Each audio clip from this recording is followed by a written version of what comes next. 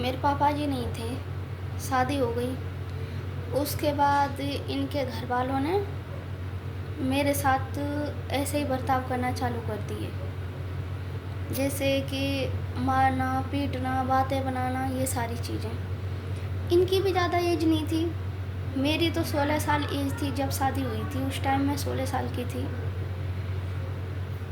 15 की होकर 16 में पढ़ी थी, तभी मेरी शादी हो गई थी बहुत जल्दी।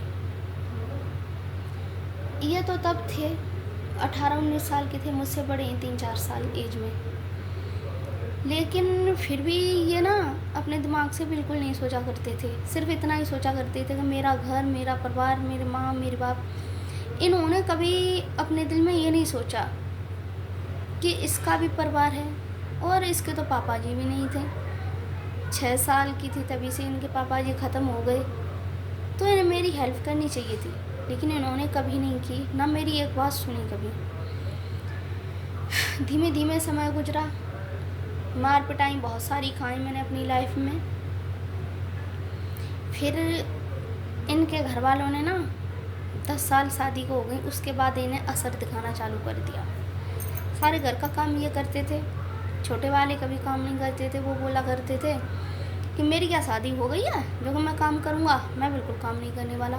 बड़े वाले जेठ जी हैं, तो जेठानी जी हैं, उनकी जॉब लगी हुई है सरकारी, पंचायत मित्र हैं, तो वो अपने बच्चों को लेकर जलेसर ही रहते हैं। वो गांव में नहीं रहते, मैं गांव में रहती हूँ, और वहीं पे उनका कहना खाना है, क्योंकि 35-40 हज़ार रुपये महीने उनकी इनकम है, और हमारे ये कुछ भी नहीं करते, घर पे ही रहते हैं।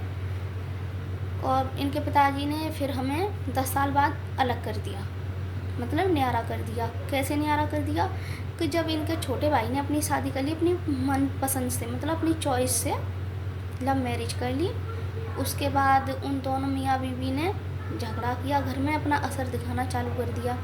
तो मैंने इनसे ये कहा कि ये सारी चीज़ें अच्छी नहीं हैं, कि ये छोटे वाले हमसे लड़ें, हमें मारने के लिए आएँ या तुम्हें पीटें, ये सारी चीज़ें अच्छी नहीं हैं।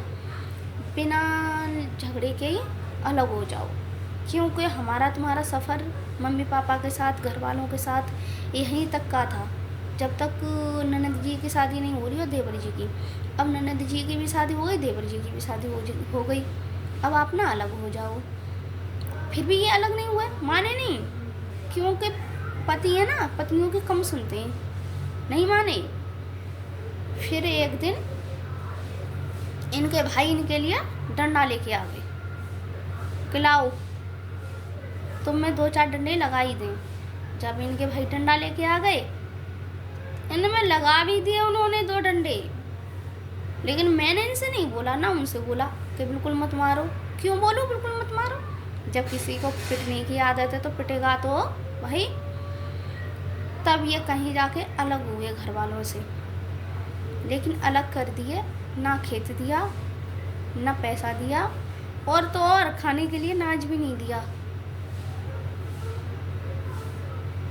लेकिन फिर भी मैं भगवान से करती हूँ, मुझे हर जन्म में ना यही पति मिले, क्योंकि बहुत अच्छे हैं वो, बहुत अच्छे। इंसान ना शक्ल से और रंग से, इस चीज़ से अच्छा नहीं होता है, वो अच्छा होता है उसके गुणों से, और इनके गुण बहुत अच्छे हैं।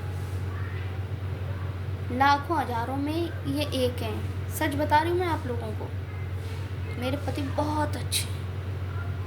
घर वालों के कहने से मुझे पहले पीटा करते थे, मेरी बात नहीं सुना करते थे, लेकिन जब से अलग हुए ना, तब से समझदारी आ गई है बहुत ज़्यादा, आप समझते हैं। लेकिन फिर भी कभी मैंने इनसे ये नहीं कहा कि आप ना अपने माँ बाप की बात मत सुनो, उनकी बात मत मानो। नहीं, मानते हैं बात माँ बाप की।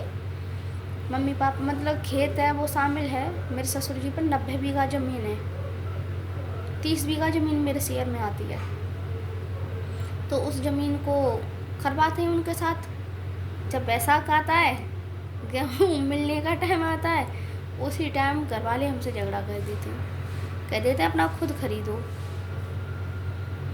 लेकिन कोई दिक्कत नहीं है, भगवान से प्रार्थना करो कि मेरा सुहाग जब तक मैं जीऊँ तब तक मेरे सामने ही रहे, क्योंकि मुझे पैसे की और खाने की इतनी आवश्यकता नहीं है जितनी आवश्यकता अपने पति की है।